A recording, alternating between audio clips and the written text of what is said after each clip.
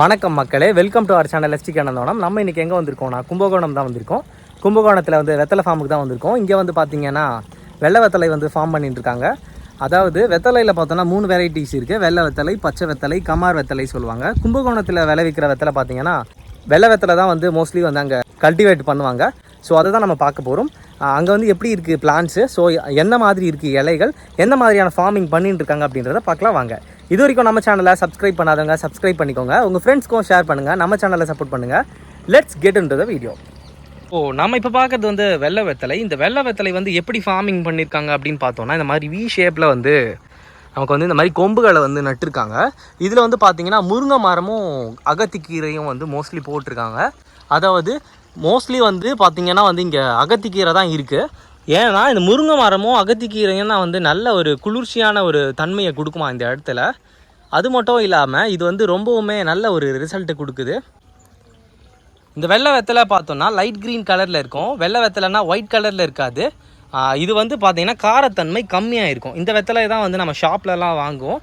So இது cultivate பண்ணுறது கொஞ்சம் எப்படி பார்த்திங்கன்னா நல்லா மீடியமான கோல்டாகவும் இருக்கணும். அது மட்டும் இல்லாமல் நல்ல ஒரு சன்லைட்டும் ஓரளவுக்கு மாடரேட்டான அளவுக்கு இந்த இடத்துல படணும். ஸோ அந்த மாதிரியான இடத்துல தான் இந்த வெத்தலைகளெல்லாம் வளரும்.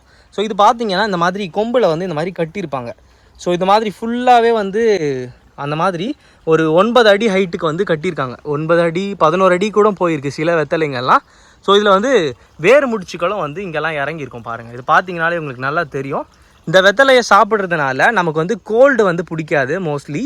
அது மட்டும் இல்லாமல் இந்த வெத்தலை ரொம்பவுமே நல்லது. நமக்கு இதில் பார்த்திங்கன்னா புரோட்டீன் இருக்குது, கால்சியம், ஃபைபர், இந்த மாதிரியான கண்டென்ட்ஸ்லாம் இந்த வெத்தலையில் இருக்குது. இந்த வெத்தலையை சாப்பிட்றதுனால நமக்கு ஜீரண சக்தி நல்லாவே இம்ப்ரூவ் ஆகும்.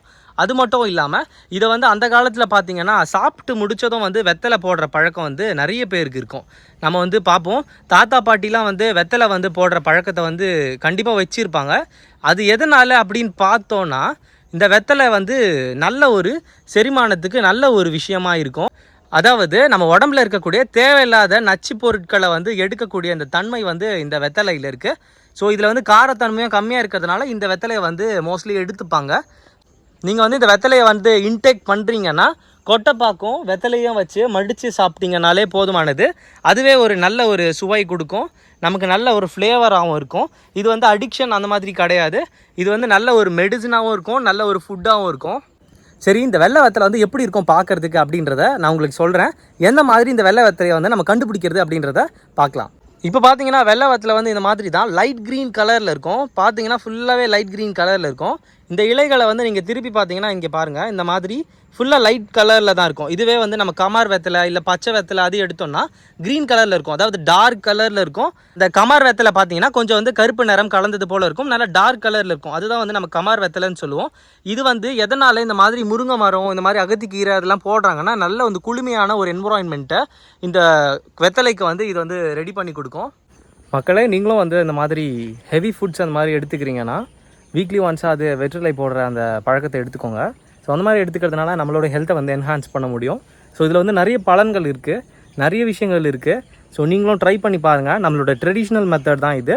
வீக்லி ஒன்ஸாக அது போடுறதுக்கு ட்ரை பண்ணுங்கள். இந்த வீடியோ உங்களுக்கு பிடிக்கும்னு நான் நம்புகிறேன். ஸோ இது வரைக்கும் நம்ம சேனலை சப்ஸ்கிரைப் பண்ணாதவங்க சப்ஸ்கிரைப் பண்ணிக்கோங்க.